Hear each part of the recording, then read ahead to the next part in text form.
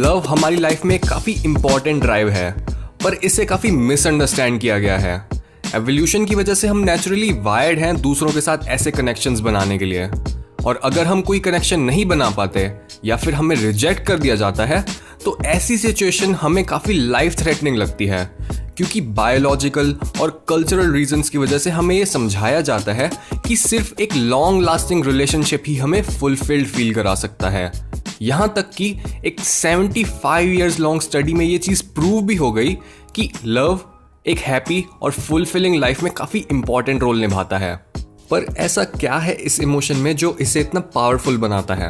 हमें ये पता है कि एक लॉन्ग लास्टिंग रिलेशनशिप में हम अपने पार्टनर में similar intelligence, similar socio economic background, similar level of good looks, similar religious values और सिमिलर रिप्रोडक्टिव गोल्स ढूंढते हैं, क्योंकि वो पार्टनर्स जो एक दूसरे के ऑपोजिट होते हैं उनके लिए रिलेशनशिप इम्पॉसिबल तो नहीं बट काफ़ी चैलेंजिंग हो जाता है।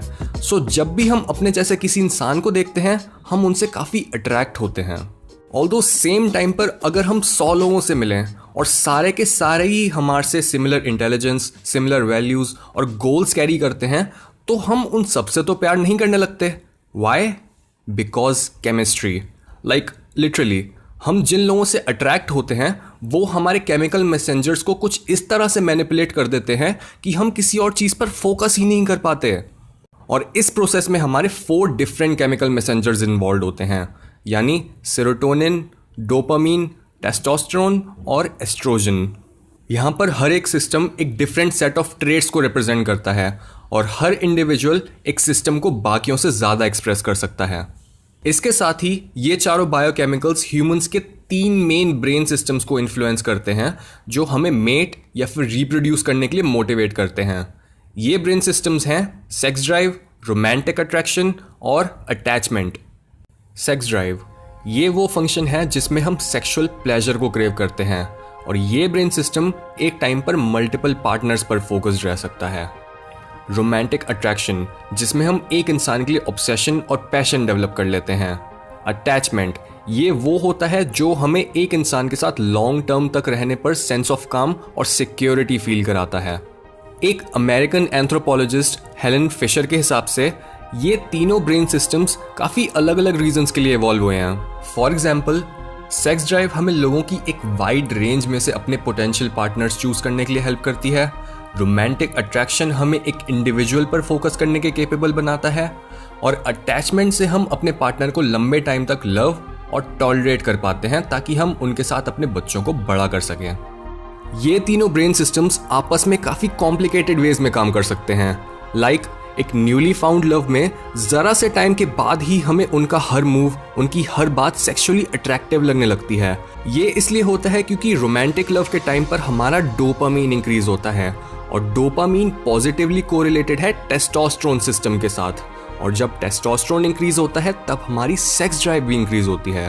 और सिचुएशन इसकी ऑपोजिट भी हो सकती है, जैसे कई बार हम बिना किसी फीलिंग के ही किसी के साथ कैजुअली इंटीमेट हो जाते हैं, और तब हमारे अंदर सडनली उनके लिए फीलिंग्स आना शुरू हो जाती हैं, क्योंकि इस केस में जब हम अपने टेस्टोस्टेरोन को इंक्रीज करते हैं उसके साथ डोपामीन भी ट्रिगर होता है, और डोपामीन हमारी फीलिंग्स के लेवल को कैजुअल से बढ़ाकर लव तक ले आता है। ऑल्सो यहाँ पर सिर्फ पहले 2 ब्रेन सिस्टम्स ही इन्वॉल्व नहीं है, क्योंकि ऑर्गेज्म के साथ ऑक्सीटोसिन और वैसोप्रेसिन जैसे हार्मोन्स भी रिलीज होते हैं जो हमारे अंदर अटैचमेंट की फीलिंग को बढ़ा देते हैं। सो कैजुअल सेक्स उतना कैजुअल नहीं होता जितना हम सोचते हैं, अनलेस हम किसी ड्रग या अल्कोहल के इन्फ्लुएंस में हो, ऑब्वियसली। हाउएवर ये सच है कि ये तीनों ब्रेन सिस्टम्स बिना आपस में कनेक्ट किए भी काम कर सकते हैं। हम किसी के साथ डीप अटैचमेंट भी फील कर सकते हैं, और सेम टाइम पर हम रोमांटिक लव किसी और के लिए और सेक्सुअल अट्रैक्शन किसी और के लिए फील कर सकते हैं। वीडियो के स्टार्ट में हमने 4 बायोकेमिकल्स की बात करी थी, और कैसे एक इंसान एक पर्टिकुलर केमिकल से रिलेटेड ट्रेट्स को ज़्यादा एक्सप्रेस कर सकता है।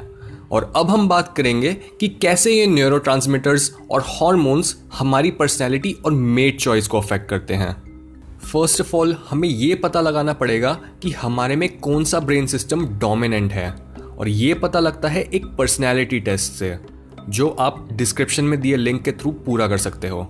एनीवे, हेलन फिशर के पर्सनैलिटी मॉडल में चारों टाइप्स को अलग अलग नेम से रेफर किया गया है। जो लोग डोपामीन सिस्टम को सबसे ज़्यादा एक्सप्रेस करते हैं उन्हें एक्सप्लोरर बोला जाता है। ये लोग curious, open minded, unreflective, creative, energetic, adventurous और इम्पल्सिव होते हैं। इन्हें नई नई चीज़ें एक्सप्लोर करने में काफ़ी मज़ा आता है। ये लोग सबसे ज़्यादा रिस्क लेते हैं, इनके काफ़ी सारे इंटरेस्ट होते हैं और इस टाइप के लोगों को अपने जैसे लोग पसंद आते हैं। Example Richard Branson. जो लोग सेरोटोनिन सिस्टम को सबसे ज़्यादा एक्सप्रेस करते हैं उन्हें बिल्डर बोला जाता है। ये लोग काफ़ी सोशल, रिस्पेक्टफुल, काम, सेल्फ कंट्रोल्ड, स्टोइक और कोऑपरेटिव होते हैं। इन्हें रूल्स और रूटीन्स को फॉलो करना अच्छा लगता है, इन्हें फेमिलियरिटी और ऑर्डर पसंद है। ये लोग काफ़ी कॉन्शियंशियस भी होते हैं और ये लोग काफ़ी रिलीजियस भी होते हैं। दिस इज़ ऑल्सो वाई जब कोई इंसान एक्सटेसी या फिर LSD जैसा साइकेडेलिक लेता है उससे उनका सेरोटोनिन लेवल बढ़ जाता है और उन्हें एक रिलीजियस एक्सपीरियंस मिलता है। एक और चीज़ जो बिल्डर्स को बाकी तीनों पर्सनैलिटीज से डिफरेंट बनाती है वो ये है कि ये काफ़ी लॉयल होते हैं। पर्सनैलिटी टेस्ट में भी एक क्वेश्चन है कि would you rather have loyal friends और इंटरेस्टिंग फ्रेंड्स। जनरली हम ये बोलेंगे कि हम सबको ही लॉयल और इंटरेस्टिंग फ्रेंड्स पसंद हैं, पर बिल्डर्स डिसलॉयल फ्रेंड्स को बिल्कुल टॉलरेट नहीं कर सकते और दूसरी तरफ बाकी तीनों पर्सनैलिटीज अनइंटरेस्टिंग फ्रेंड्स को टॉलरेट नहीं कर सकते। इस टाइप के लोग भी अपने जैसे लोगों से ही अट्रैक्ट होते हैं। Example mag Whiteman. थर्डली, जो लोग टेस्टोस्टेरोन स्केल पर सबसे ज़्यादा स्कोर करते हैं उन्हें डायरेक्टर बोला जाता है। ये लोग inventive, analytical, logical, rank oriented, tough minded, independent और असर्टिव होते हैं। ये वो टाइप है जो दूसरे लोगों पर अटैक करते हैं और एक्सपेक्ट करते हैं कि वो भी उन पर वापस अटैक करेंगे, पर जब वो अटैक नहीं करते तब वो उन्हें वीक समझने लगते हैं।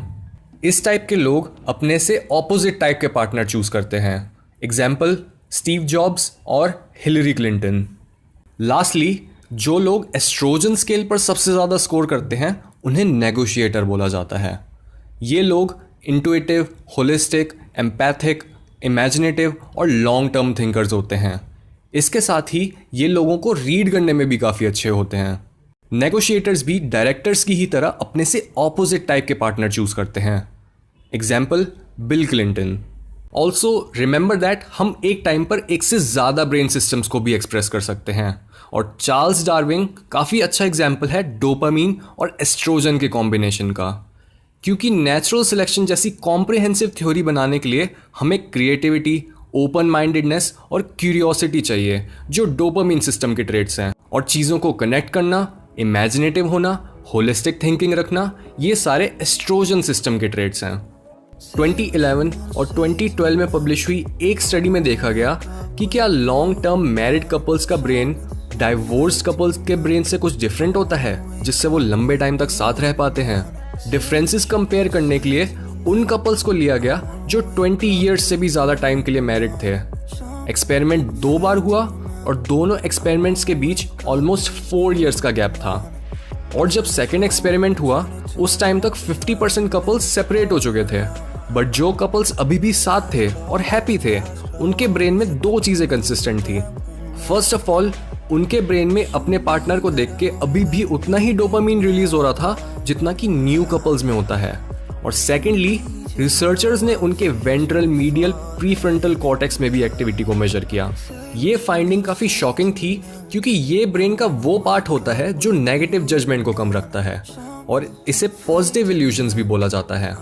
मीनिंग, जब हमारे ब्रेन का ये पार्ट एक्टिवेटेड होता है तब हम नेगेटिव एस्पेक्ट्स को इग्नोर करके सिर्फ पॉजिटिव चीज़ों पर ध्यान देते हैं। तो चाहे नॉर्मली हमें अपने पार्टनर की कोई हैबिट पिस ऑफ भी करे तब भी हम उसे इग्नोर कर देते हैं, और यही लॉन्ग लास्टिंग लव का सीक्रेट है। एंड ये काफ़ी लॉजिकल भी है क्योंकि जब हम किसी को अपने हिसाब से एक पपेट की तरह कंट्रोल नहीं कर सकते तो कभी कभी उनके नेगेटिव ट्रेट्स को इग्नोर करना ही वाइज माना जाएगा।